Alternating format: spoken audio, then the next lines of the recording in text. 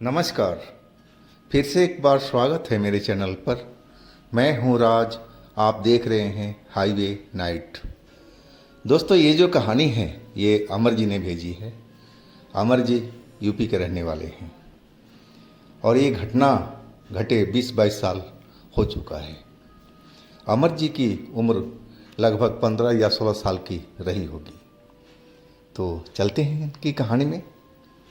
लेकिन दोस्तों, आपने मेरे चैनल को सब्सक्राइब नहीं किया है तो कर लीजिए और साथ में बेल आइकन को दबाना ना भूलिएगा। तो शुरू करते हैं आज की ये कहानी। दोस्तों, मेरा नाम अमर है। मैं एक किसान का बेटा हूँ। मेरे पिताजी सब्जी का और फूलों की खेती करते थे। वो उसी से अपना घर का, हमारा, सभी किसी का खर्चा चलाया करते थे। मेन काम हमारा यही था। पहले फूलों की खेती कम थी, लेकिन डिमांड बढ़ने लगा तो पिताजी ने जो फूलों की खेती थी वो काम बढ़ा दिया। अब सब हमारा परिवार उसी काम में लग चुका था। मैं भी स्कूल से आता तो खेत में पहुंच जाता था। पिताजी ने वहाँ पर एक कच्ची झोपड़ी बना रखी थी और देर रात तक हम वहाँ पर बैठ कर के खेत को देखते थे कि कोई जानवर नुकसान ना कर दे। हमारे पास में उस टाइम एक वहाँ पर लालटेन जला करके रखते थे और मैं वहीं पर बैठ कर के पढ़ाई भी करता था। कभी पिताजी घर चले जाते थे खाना वगैरह खाने के लिए, तो जब तक नहीं आते वो तब तक मैं खेत पर ही रुका रहता था और ऐसा ही हर रोज़ चल रहा था। कुछ फूलों की जो व्यापारी थे उन्होंने कोई बीज दिया था। बोले आप इसको लगाओ, ये जो फूल की क्वालिटी है ये बहुत बढ़िया है और इसका मार्केट में डिमांड भी है। अब वो जो बीज थे पिताजी ने लगा दिए। वो जब पौधे बड़े हुए तो वाकई में उसमें जो फूल खिले थे बहुत सुगंधित फूल थे। जब हम लोग खेत के पास पहुंचते थे तो लगता था कि फूलों की खुशबू दूर तक फैली हुई है। अब हमारा जो काम था बढ़ चुका था। एक रात की बात है, शाम की बात है। वो पूर्णमासी की रात थी। हमारे पिताजी ट्यूबवेल चला करके और खेत में सिंचाई कर रहे थे। मैं भी उनके काम में मदद कर रहा था। फूलों में, क्यारियों में हम पानी को दे रहे थे और सब्जी भी लगी हुई थी तो सब्जी में ही पानी डाल रहे थे। और इस काम में लगभग 9 बज गया था रात को। चांद निकला हुआ था पूरा, तो उजाला ही उजाला था और हम पानी के काम कर रहे थे। खेतों में पानी लगाए जा रहे थे। जब 9 बज गया तो पिताजी बोलने लगे, अमर चलो अब चलते हैं घर पर। तुम घर पर रुक जाना, अब मैं खाना खा करके आ जाऊंगा। मैं बोलने लगा कि पिताजी ऐसा करो, आप ही चले जाओ घर पर। आप खाना खा करके आ जाना, तब मैं यहाँ से जाऊंगा, नहीं तो कोई जानवर आकर के खेत में नुकसान पहुँचा देगा। पिताजी मेरे को मना करते रहे कि नहीं बेटा, तुम चलो मेरे साथ में। लेकिन मैं कई बार जानवरों को देख चुका था जो हमारे खेत में घुस करके और नुकसान पहुंचा रहे थे। अब मैं नहीं चाहता था कि हमारे पिताजी इतने परिश्रम करते हैं और हमारे घर वाले और हमारा खेत का नुकसान पहुंचे। मैं पिताजी को बोल दिया आप जाओ और खाना खा करके आ जाना, तब मैं यहाँ से चला जाऊँगा। आखिरकार मेरी जिद के आगे पिताजी मान ही गए थे और वो घर की तरफ चल पड़े थे। अब मैं अपने उस खेत में, उस झोपड़ी के पास में बाहर ही बैठा हुआ और सब हर तरफ देख रहा था कि कहीं कोई जानवर वगैरह तो नहीं आ रहा था। अभी टाइम देखा जाए तो ज़्यादा टाइम नहीं हुआ था, मुश्किल से 9:30 या 9:45 का टाइम हुआ था। लेकिन गांव देहात में इतना टाइम तो जैसे आधी रात हो चुकी हो। हर तरफ सन्नाटा फैला हुआ था। अब दूर दूर तक कोई दिखाई नहीं पड़ रहा था। अब मैं बाहर ही अपनी चारपाई पर बैठा हुआ बाहर देखे जा रहा था। मेरे झोपड़ी के पास में लालटेन जल रही थी और मैं एक किताब लेकर के स्कूल का और कुछ सवाल हल करने में लगा हुआ था। और तभी मुझे लगा कि मेरे फूलों की खेती के पास में जहाँ नया पौधे लगे हुए थे वहाँ पर कोई है। वो सफ़ेद सा झलक मुझे दिखाई पड़ रहा था। मैं खड़ा होकर के और गौर से देखने लगा। चांद की रोशनी में मुझे साफ साफ दिखाई पड़ रहा था। मुझे लगा वहाँ पर कोई खड़ा है और फूलों में इधर से उधर दौड़ रहा है, भाग रहा है। वो फूल बहुत नाजुक थे और बहुत महंगे फूल थे, जिसमें जो कोई दौड़ रहा था, घूम रहा था। अब मुझे तो गुस्सा आ गया था कि इतनी रात को कौन है उस जो हमारे खेत में, हमारे पौधे में घूम रहा है, दौड़ रहा है, पौधों को नुकसान पहुंचा रहा है। अब मैं वहाँ से चिल्लाने लगा, अरे कौन है हमारे खेत में, भाग जाओ, वहाँ से निकल जाओ। मैं ज़ोर से आवाज़ मारा, लेकिन लगा कि जैसे उसको कोई फिक्र ही नहीं है मेरी आवाज़ का। मैं गुस्से में तो था ही और मैं एक डंडा लेकर के चल पड़ा उधर जहाँ मुझे वो सफ़ेद चीज़ हिलती हुई नज़र आ रही थी। मैं जब थोड़ी दूरी पर रह गया तो मैं क्या देखता हूँ कि वो सफ़ेद चीज़ एक लड़की है। वो सफ़ेद कपड़ा पहन रखी थी, जो कपड़ा चांद की रोशनी में अलग से ही चमक रहा था। और वो फूलों की क्यारी में इधर से उधर दौड़ती हुई चली जा रही थी। कोई फूल के पास में रुक कर के अब फूलों की सुगंध अपने नाक में सूंघने लगती और एक आध फूल तोड़ कर के सूंघती और फिर वो नीचे फेंक देती। अब मुझे तो गुस्सा आ चुका था कि हमारे फूल को ये नुकसान कर रही है। अब मैं नज़दीक तो पहुंच गया था। अब मैं वहीं से फिर उसको डांटना शुरू किया, अरे लड़की, कौन सी गांव की हो तुम और मेरे फूल के अंदर में क्या कर रही हो, क्यों नुकसान पहुंचा रही हो। लेकिन वो तो इतना नज़दीक होने के बाद में भी वो मेरी बात को जैसे सुन ना पाई हो या जानबूझ करके अनसुनी कर रही हो। अब मेरा गुस्सा तो और बढ़ने लगा था। अब मैं उसके पास पहुंचने लगा। जितना नज़दीक पहुंचता जा रहा था मैं चिल्ला रहा था कि लड़की, तू हमारे खेत से निकल जा, भाग जा यहाँ से, भाग जा। लेकिन उसको कोई फिक्र ही नहीं था। वो क्यारियों में इधर से उधर दौड़ रही थी और उसने मेरी तरफ एक बार भी पलट करके नहीं देखी थी। मैं समझा कि कहीं ये गूंगी बहरी तो नहीं है। अब मैं उसके पास में बिल्कुल पहुंच गया था। अब मैं जब पास में पहुंचा तो फिर मैं ज़ोर से चिल्लाया था कि मेरे खेतों को क्यों नुकसान पहुंचा रही हो, मेरे फूलों को क्यों बर्बाद कर रही हो। तुम जाओ, किस गांव के रहने वाली हो, तुम इतनी रात को यहाँ पर क्या कर रही हो। क्योंकि वो लड़की देखने में बहुत सुंदर थी और हमारे गांव की तो बिल्कुल नहीं थी। हाँ, हो सकता है कि आसपास को किसी गांव का हो, लेकिन वो भी गांव हमारे खेत से बहुत दूर थे। तो वहाँ से किसी को, वो भी लड़की जात को, रात में आना पॉसिबल नहीं था।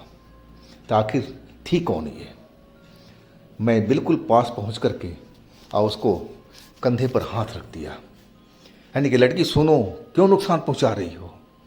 और जैसे ही कंधे पर मैंने हाथ रखा और मेरा सारा शरीर गनगना के रह गया। लगा कि जैसे मेरे को बिजली का झटका लग गया हो। अब मैं अपना हाथ छुड़ा करके दूर खड़ा हो गया। अब वो लड़की मेरी तरफ घूर करके देखने लगी। वो जो अब सुंदर दिखाई पड़ रही थी, उसका चेहरा एकदम खतरनाक सा लगने लगा था। उसकी आंखें एकदम सुर्ख लाल हो गई थी और चेहरा भी कुछ अजीब सा हो गया था देखने में। अब मेरी तरफ सिर्फ घूर घूर के देखती जा रही थी और मैं तो एकदम डर गया था कि इसके शरीर हाथ, कंधे पर हाथ रखते ही अब मुझे बिजली का झटका लगा है। ये पता नहीं कौन लड़की है और इसके शरीर में ये बिजली का झटका कैसे आ गया। अभी मैं उसी सदमे में पड़ा हुआ था और तब तक तो वो मेरे पास में पहुंच गई और एक भारी सी आवाज़ में बोली, तेरी हिम्मत कैसे हुई मुझे छूने की? तू क्यों मेरे को छुआ और तू मेरे नज़दीक क्यों आया? अब तो तू बचने वाला नहीं है। तूने मुझे देख लिया है और मैं अब तुम्हें छोड़ने वाली नहीं हूँ। और उसका जो अब रूप था अब एकदम बदलने लगा। बिल्कुल वो गोरी चिट्ठी लड़की, सुंदर लड़की अब एक अजीब सी शक्ल की बन चुकी थी। चेहरा जैसे लग रहा था कि एकदम एकदम इतना डरावना हो चुका था कि मुझे देखा नहीं जा रहा था। दांतें उसकी जो थी, सुंदर सुंदर दांत, अब तो वो ख़त्म हो चुके थे और उसकी जगह पर लंबे लंबे दांत निकल आए थे। और जो आंखें बड़ी बड़ी सी थी उसकी, कजरारी कजरारी आंखें, अब तो जैसे वो बाहर निकलने को हो गई थी। इतनी मोटी मोटी आंखें और हाथों में जो सुंदर हाथ चमक रहे थे उसके, अब उस हाथों में लंबे लंबे नाखून मुझे दिखाई देने लगे थे। और वो बहुत गुस्से में थी। वो चिल्लाती हुई और मुझे लग रहा था कि मेरा अब काम तमाम कर देगी, मुझे अब छोड़ेगी नहीं। मैं एकदम समझ चुका था कि मैंने बहुत बड़ी गलती की है। इस लड़की के पास मुझे आना ही नहीं चाहिए था। ये कोई मामूली लड़की नहीं है, ये कोई भूत प्रेत या कोई चुड़ैल है। लेकिन अब तो देर हो चुकी थी। अब तो इसकी गलती की सज़ा मुझे भुगतनी ही थी। अब मैं तो बस सन्न सा खड़ा था और सब कुछ मेरे दिमाग में चल रहा था कि अब मेरा कुछ नहीं हो पाएगा। यहाँ तो आसपास में कोई है भी नहीं जो मेरी मदद को आ जाए। और तभी मेरे पिताजी की आवाज़ आई, चिल्ला रहे थे, अरे अमर अमर, तुम कहाँ पर हो बेटे, कहाँ पर हो? पिताजी उस झोपड़ी के पास पहुँच गए थे। अब मुझे ना देख करके वो चिल्लाने लगे थे। और एक ही बार मेरे मुंह से आवाज़ निकला था कि मैं यहाँ पर हूँ पिताजी। और फिर तो वो चुड़ैल ने मुझे ज़मीन पर पटक दिया था और मेरे सीने पर सवार होकर के और अपने लंबे लंबे नाखून मेरे गले पर बस लग रहा था कि चीर फाड़ करके रख देगी। और उसके नाखून से कई जगह पर मेरे गले में खरोच आ चुकी थी। लेकिन पिताजी दौड़ते हुए, लठ लिए हुए और वहाँ पर पहुँच गए थे। पिताजी वैसे मेरे बहुत ही धार्मिक व्यक्ति थे, पूजा पाठ करते थे और गले में एक माला भी डाल कर रखते थे। और दौड़ते हुए आए और मेरी हालात देख करके वो चीख पड़े, उस चुड़ैल से बोले कि तू मेरे बेटे को छोड़ दे, मेरे बेटे को छोड़ के भाग जा, यहाँ से भाग जा। और अपनी माला गले से निकाल करके और मेरी तरफ उछाल दिए, बेटा इसको पकड़ ले, तू, तेरा कुछ नहीं हो करेगी ये। और जैसे ही माला मेरे पास में आकर के गिरा, मैं अपने हाथ माला पकड़ लिया था। और वो माला पकड़ते ही वो चुड़ैल जैसे हवा में गायब हो चुकी थी। अब वहाँ पर मैं था, अब मेरे पिताजी, इसके अलावा वो चुड़ैल मुझे कहीं पर नज़र नहीं आ रही थी। मैं अभी भी ज़मीन पर गिरा हुआ था और पिताजी आकर के मुझे सहारा दे करके उठाए और पूछने लगे, बेटा तू ठीक है ना? लेकिन मेरे गले में उसके नाखून लगे हुए थे जहाँ से खून रिस रहा था। और पिताजी वो खून को अपने गमछे से साफ़ करने लगे और साफ़ करके बोले कि बेटा शुक्र है तुझे ज़्यादा चोट नहीं लगी है, बस खरोच भर लगा है, चल बेटा यहाँ से। तेरे को मना किया था ना, लेकिन तू माना नहीं। अरे भाई, मैं तो देख पूजा पाठ करता हूँ, ये जो माला देख रहा है ना, इस माले में बहुत शक्ति है।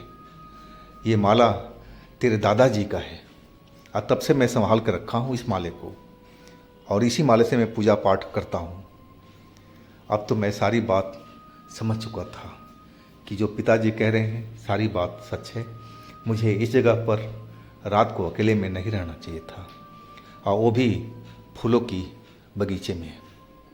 पिताजी कहने लगे थे कि देख बेटा, और दिन की और रात की बात अलग थी, लेकिन आज जो थी पूर्णमासी, और दूसरा ये फूलों की बगीचा है, और इन फूलों में बहुत सारी खुशबू निकलती है जो आत्माओं को, चुड़ैले को प्रभावित करती है, और इस जगह पर वो लोग पहुंचना शुरू कर देते हैं खुशबू के आनंद लेने के लिए, और तूने उसको डिस्टर्ब कर दिया था, और तभी ये तेरे साथ में उसने किया था। चल बेटी यहाँ से अब। और फिर तो पिताजी मुझे घर पर छोड़ कर के, और तब वो खेत पर लौटे थे, माला अपने गले में फिर वो डाल दिए थे। अब घर पर तो जैसे एकदम मातम सा मना हुआ था मेरी हालत देख कर के।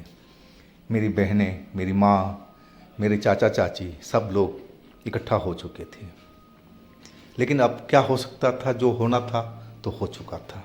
अब वही बात कर रहे थे कि तेरे को रात में बेटा वहाँ रुकना नहीं चाहिए था, जब तेरे पिताजी मना कर रहे थे तू क्यों रुका। अब तो गलती मेरे से सब कुछ हो चुकी थी, अब तो इसको बदला नहीं जा सकता। हाँ, बदला ये ज़रूर जा सकता है कि आगे से मैं देर रात तक उस खेत में नहीं रहता था, ना मेरा कोई परिवार, सिर्फ पिताजी ही उसी खेत के जो झोपड़ी थी उसमें रुका करते थे। और वो कई बार बताते थे कि आज भी वहाँ पर कुछ परछाइयाँ नज़र आती है चलती फिरती, लेकिन मैं जानता हूँ कि वो ज़्यादा कुछ नुकसान नहीं करेंगी। मैं उनके पास बिल्कुल नहीं जाता, ना उनसे मैं कुछ बोलता हूँ। वो आती हैं, फूलों की आनंद लेकर के और फिर चली जाती हैं। तो दोस्तों, ये थी अमर जी की अपनी आप बीती। अगर आपके पास भी इस तरह की कोई अपनी आप बीती है, कोई घटना है, तो आप मुझे इंस्टाग्राम पर या मेरे व्हाट्सएप नंबर पर ज़रूर शेयर कीजिएगा। अब मेरे दूसरे चैनल पे भी जाइए, उनमें भी अच्छी अच्छी कहानी हमने डाल रखी है जो बेहद आपको पसंद आएगी। मेरे इस चैनल को भी सब्सक्राइब कीजिए, लाइक कीजिए, शेयर कीजिए। अब फिर मिलते हैं दोस्तों अगले दिन एक नई घटना, एक नई कहानी के साथ में। आप लोग अपना बहुत ही ख्याल रखिएगा। नमस्कार।